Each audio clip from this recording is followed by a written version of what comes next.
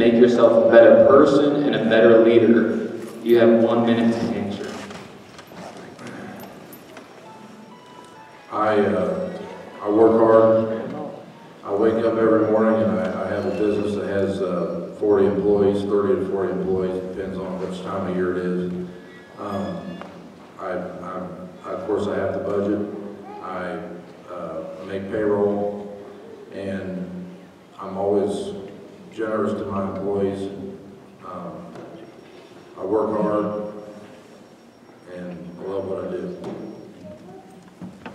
I work hard too, and I spend a lot of time outside. I come to the city every day. I don't necessarily stay there very long. If anybody needs to visit with me, all I got to do is let Sue at the office let me know, and I'll get with them. I've done that with hundreds of people, and it's not very hard. I'll call them, I'll visit, meet them, this sort of thing. What I've done I spent my whole life helping people, and I started to say earlier, in the JCs, we built parks, we built the shelter house out at the lake, we built the cook shack out at the fairgrounds. The JCs are a wonderful organization. In the Lions, we built a shelter house at the fairgrounds. We've provided eyeglasses for needy kids.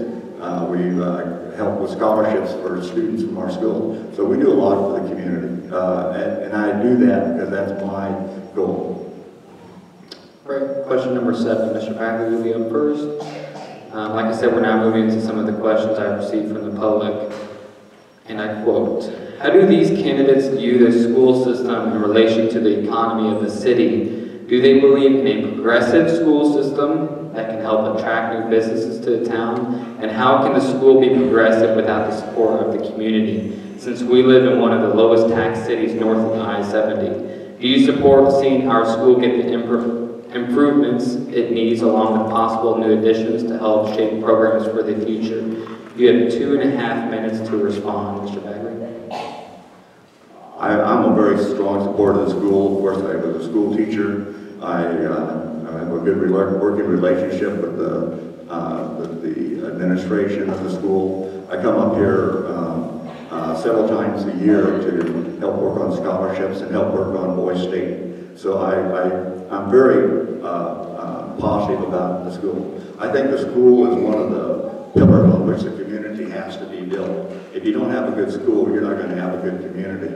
And so I think that we got to do all we can to help the community. One of the things that I noticed, I had some concerns about the addition that they're talking about from the last levy that they passed.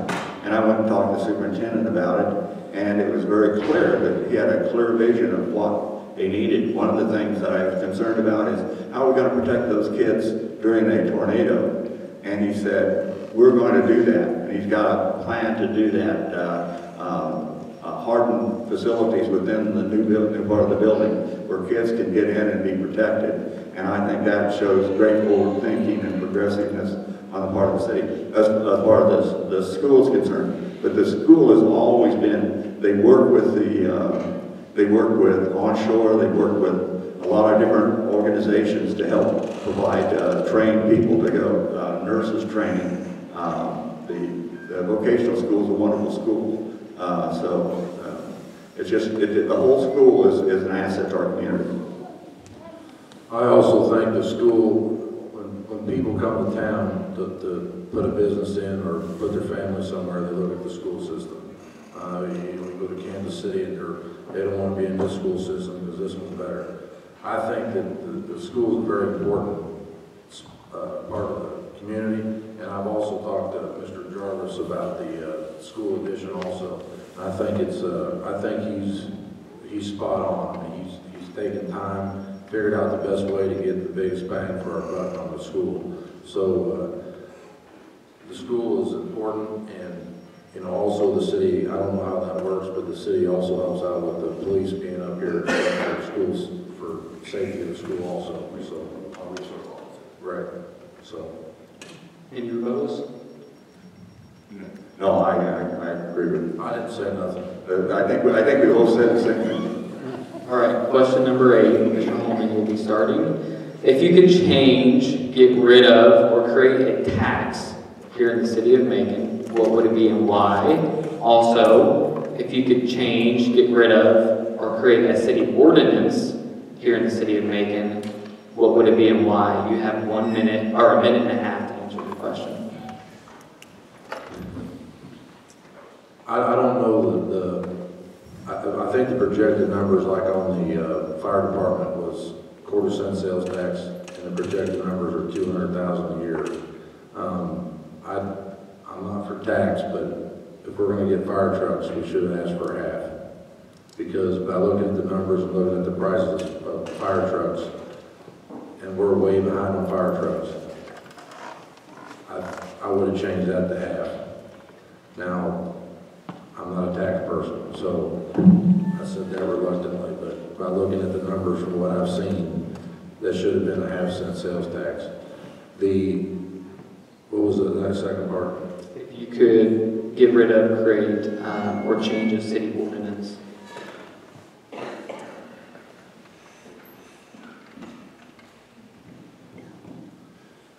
I don't know if it'd be changing an ordinance, but working with a business, we need to help the business and not go against the business. And I know there's ordinances and stuff like that, but just like in anything else, there's loopholes. You got to make it easier on people to expand or come to town and try to build a business. The fact is that Macon is just barely scraping by financially as it is. It would be very difficult. I will say that we have not raised property taxes from the city of Macon since I've been mayor. The property taxes fluctuated within 4/100%, but it usually goes down because as you add property to the city of Macon, and the assessed value of the community goes up because of the Hancock Amendment, the taxes that we pay for property taxes go down. So the city's not getting a windfall. They built a lot of beautiful homes and stuff like that in Macon in the last 10, 15 years. That really hasn't raised a whole lot more money for the city. It's raised some, but it hasn't raised a lot. There we do have but it's not because we're raising taxes. As far as an ordinance, most of the time when an ordinance is an issue, people come to the city and say, well, we had a situation where a fellow wanted to raise some sheep in a pen behind his house. And we looked at the ordinance and thought that it wouldn't let him do that. But it turned out that after we read the ordinance, he could do that, but he had to keep the number of sheep down to a smaller number than he was planning. So that's what I'm saying. We have ordinances that people complain about all the time. Any votes? All right, question number 9. Mr. Bagley will be up first. A lot of people are talking about a bypass around Macon. There are a lot of mixed feelings about this topic with many different people on each side. What are your beliefs and views about having a possible bypass around Macon? You have a minute to answer. I would tell you that if you want to have a bypass around Macon, you just well guess about 50% of the sales tax could buy. I have a lot of people who travel through Macon, and when they're driving through and they're down and their speed is down around 35 miles an hour, they see at McDonald's, they'll stop. If they're going 70 miles an hour on a bypass past Macon, they're not going to make that turn and drive a mile and a half into town to get one. So I think this is, they're helping the local citizens pay for the fire and police protection that they get. And these are people that have some benefit. If they get robbed or something in the community, we have things to help them. So it may cost strangers or people that don't live in Macon a little money, but it does protect them also when they're here. If you look down 63, you've got Haymakers, you've got Break Time, and you're going to have a new Casey's. All those are gas stations that were there because they got the speed limit and the road goes through Macon, not around it. I've thought a lot about that bypass thing. He is correct. It would hurt some local businesses, but with that bypass, if it did happen, it could spark an economic growth. You go to different towns, and it hasn't happened in Kirksville yet, but with bypass, a lot of times you move the city limits out, and you can maybe put a truck stop or something like that out there. You know, it could basically double the size of Macon by annexation, clear out by the bypass. I haven't really studied it that much. I do think that it could be beneficial, but he is correct, it could hurt your sales tax too. But it's getting to the point, when you come through Macon, and I know on a Friday or deer season, it's like driving in St. Louis on that highway. And I know you can't base it off just deer season, but on Fridays it's pretty bad on the highway. So I'm up in here on that. Any rebuttals? I would say that I spent a lot of time talking to MoDOT about the way that the highway is deals with Macon. One of the issues that we're having is entrance up the ramps on 36 onto 63. I think they're aware of that problem. I think they're trying to deal with it. I think they're being creative. I think they're coming up with new ideas, and that may actually give a relief to some of that traffic concerns that you're talking about. I've been coming down 36 going east, and there'll be people backed up all the way out on the highway trying to get up that ramp. So we're going to have to do something for safety reasons. There is coming up 63, there's 4,000 cars a day coming up 63. Wow. So. All right, question number 10, Mr. Holman, you're up first. Due to recent events, I decided at the last second to throw this question in there. Mr. Mayor, I noticed in one of the city council meetings, the minutes, the appointment of a resource officer to the school. To both of you, I understand that the school makes decisions on their own, separate from city government at times. But as someone with possible influence as mayor, is there anything you would provide or discuss with the officials at Macon R1 School to ensure the safe learning environment of our kids? Is there anything you would recommend to the school? You have 1 minute to answer. I didn't want to open that can of worms, but no. I think that in the high school, that there's like 13 or 15, I believe, doors coming into the school. You know, the days of being able to leave the garage door open in the VOTEC, for instance, it's over. I mean, we're dealing with ISIS, we're dealing with crazy people. So we need to keep the doors locked down other than the front doors, and then do what they did here in the middle school, put another set of doors in there to stop them, put bulletproof glass, which we've done in buildings before, so they can talk to the secretary, let them buzz them in if they're able or should be able to come into school. The high school needs one, the elementary school needs one, and I think that's two big issues there, that leave all these other doors around locked down during the day. We need to make sure that these doors are secure with cards that you swipe or whatever to get in. Only faculty can do it. I was up to the school today, and in order to get in, you have to push the button. They look at you to make sure that you're a person that they would want to have in the school. I suppose if someone showed up with a AK-47 or something like that, they would push the buzzer. But the important thing to look at here is that when I got inside, there was the police chief from the city of Macon, there was a highway patrolman, and there was a resource officer and another officer. They were here in the city, in the school, making sure that it was safe. All this stuff that's going down in Florida has gotten everybody on an edge, and we want to make sure that the people that go to school here feel safe and are able to learn, and that's what the purpose of schools are, not to not to just lock people in or people out. We want to make sure that they're safe. I understand there was extra police here today, but normally there's one man, and that's covering the whole school. I believe there needs to be one in every division of the school, middle school, elementary, and I understand that costs money. But, you know, if you as a student can walk up there with a trench coat on and they know you and you come in, then you're in. So there's a lot of precautions to take on that. I have kids up here, and it scares me just as does any other parent. This is a funding issue that the school has to deal with. It's pretty expensive to do that, and I'm not with the spread out as our campus is.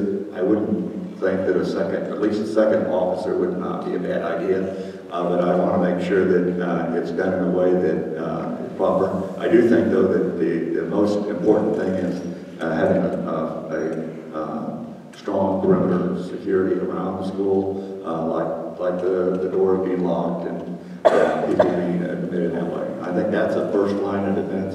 And then the second, of course, is our security officer. And I know that Officer Taylor is would do everything that he could possibly do to help mitigate any problem that might begin.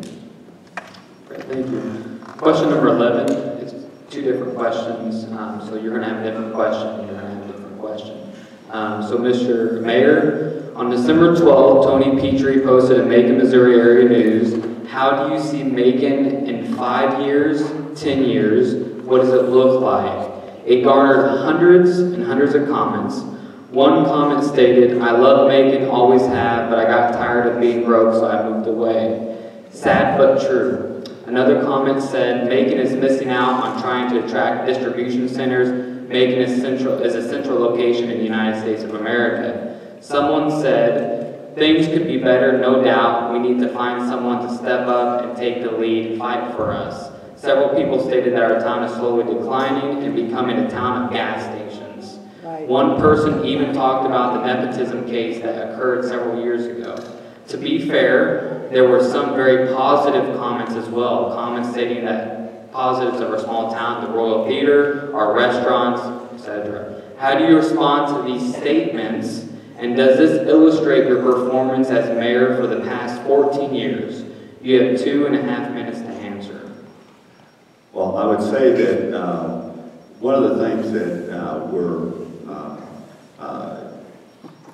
say the first part of that question again, because you got me calling that last. Sorry, I apologize again. It was a post on Facebook about where you see Macon in 5-10 years. Where I see Macon in 5 years. I see Macon as a much better community than it is right now. I think if you look at Macon 5 years ago, we're moving in the right direction. We're doing making a lot of improvements that have to be done. I guarantee you that in 5 years, we're going to have better streets, we're going to have a better fire department, equipment-wise. Let me point out, I've got no quarrel whatsoever with the personnel. We have great personnel at the fire and police department.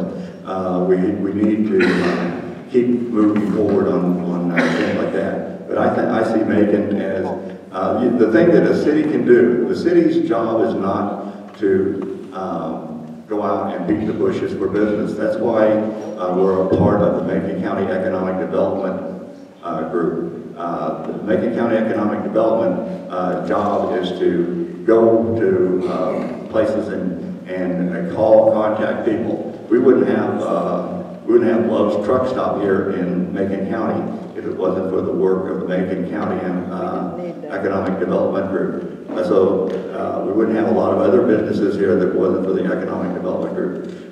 The job of the city is to provide an environment where will be conducive for the community, for people to come to our community, to have a community that is business friendly, a community that has resources here that they need, enough water, enough sewer, enough natural gas for them to function. These are the things that the city can do, and we can make sure that our streets and our schools and everything like that are good, so that we can work together to, and we don't do that alone, we do that as a community.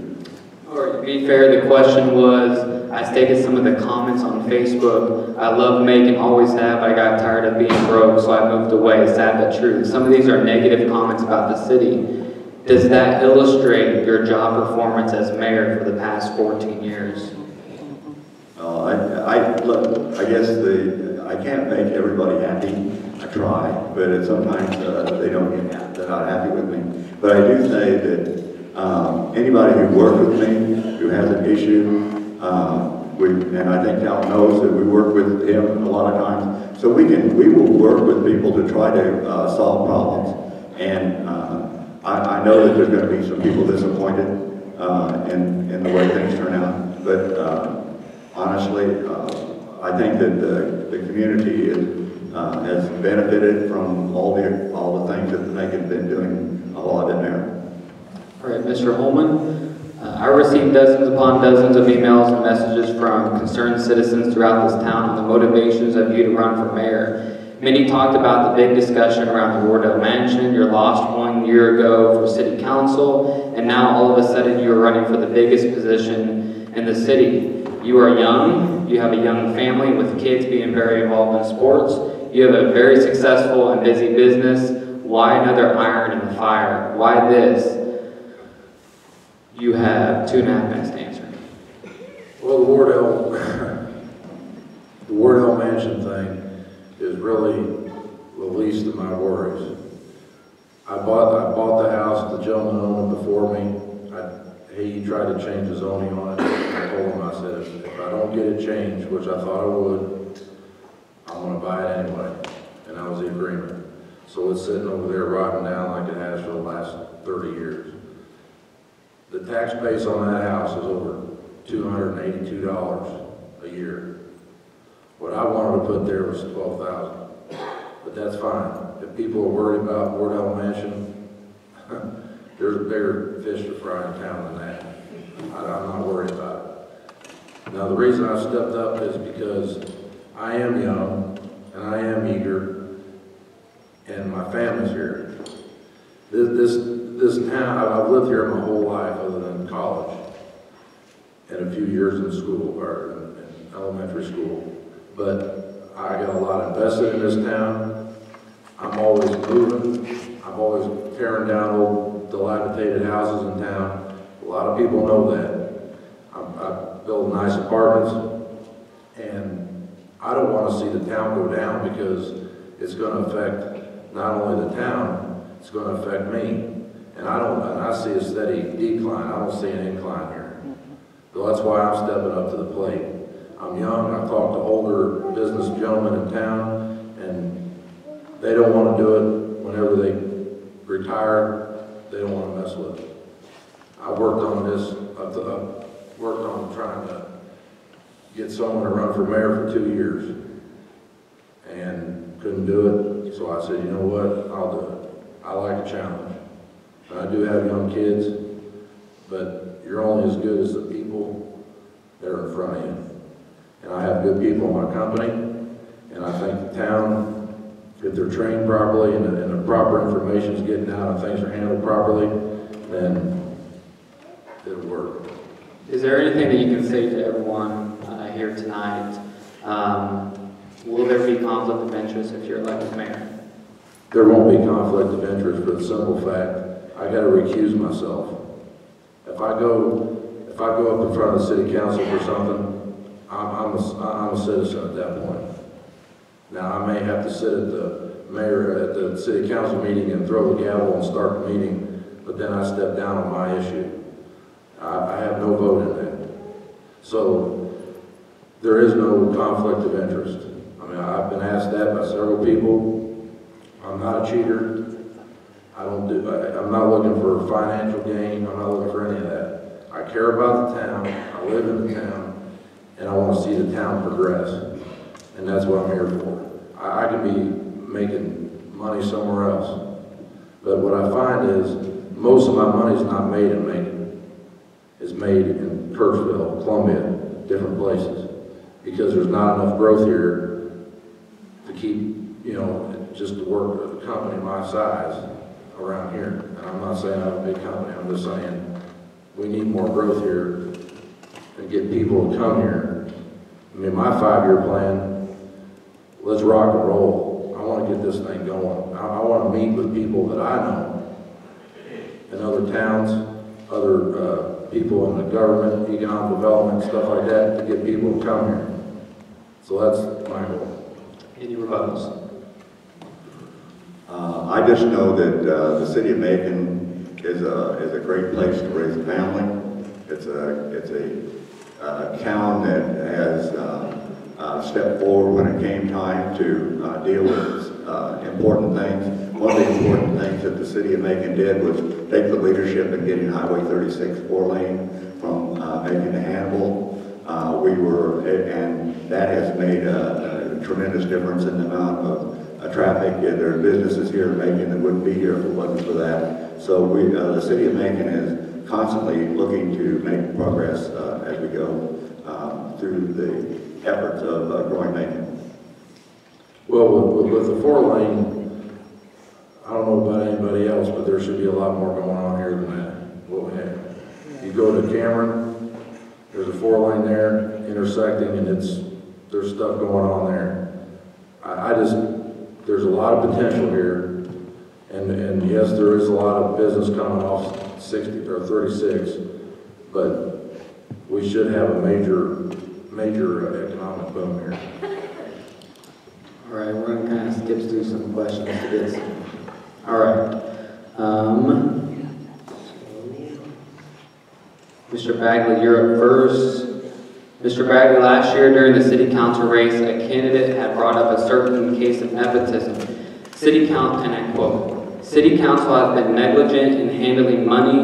Nepotism would be an accurate description. Recently, there was one job that was created for a family member by another family member higher up in the local city government. The position was a full-time ordinance inspection code enforcement officer. That person had no experience. The city has to set priorities. You were mayor at the time. How do you respond to this, justify it if it's true, and how can you assure voters that something like this won't happen again?" You have 2 minutes.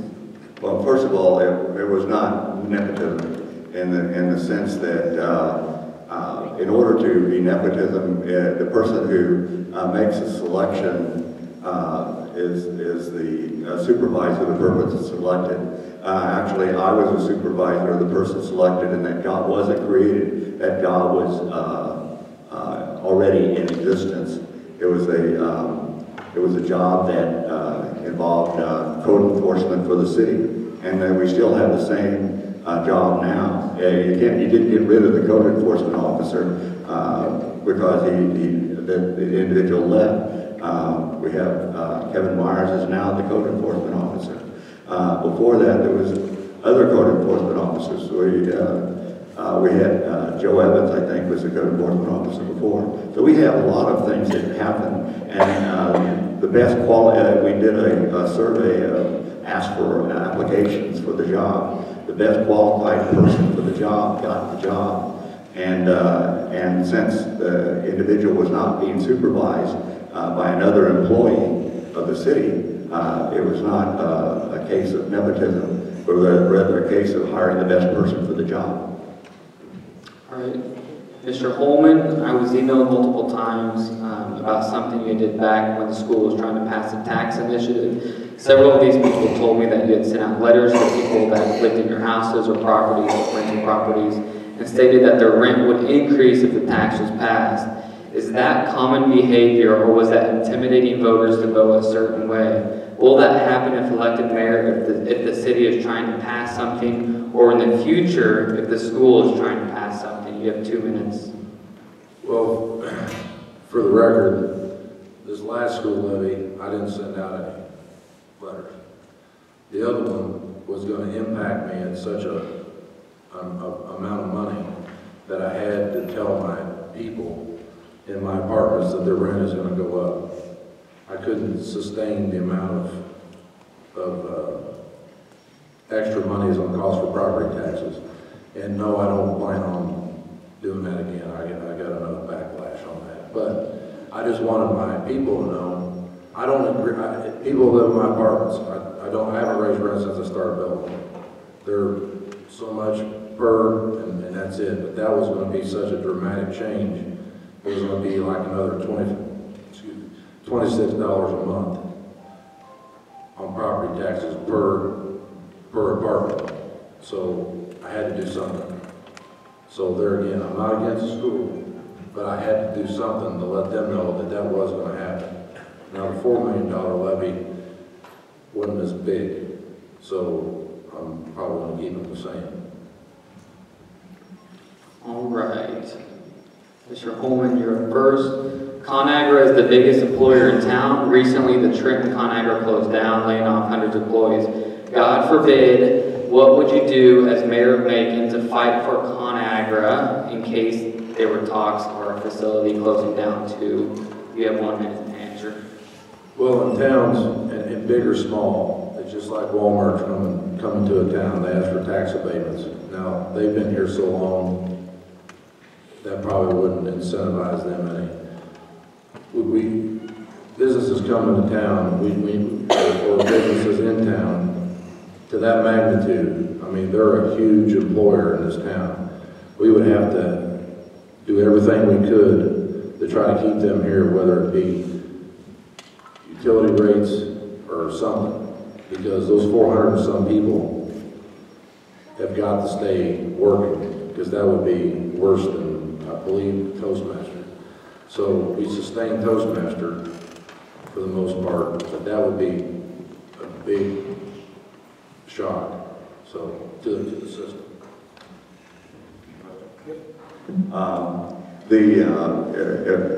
If such a thing happened, it would be a devastating blow to the economy of Macon because of the number of employees. It's probably got one of the largest employee bases of business in Macon, and it's a manufacturing facility in Macon. So that employs lots of people. I will say that what Mr. Holman was saying is absolutely what we do. Because there's been times since I've been mayor that ConAgra had thought seriously about pulling out of Macon, and we've worked with them. We've solved the problems. We worked with them on the sewer issues that we had, on the water issues that we had, and we've also worked with them on utility issues, so electrical issues. So right now they're running a pretty lean and successful business in Macon. God forbid anything bad like that would happen. It would be a bad thing for the community, and we would have to deal with it as best we can. Right. We're running a little bit late. We have a few questions left, so I want to get through them. Question number 13, Mr. Bagley, you're up. Picture the city government of Macon as one long chain. The chain is only as strong as its weakest link. Where do you think the weakest link is? Why is it the weakest? And if elected mayor, how will you make sure that link strengthens? You have 1 minute to answer.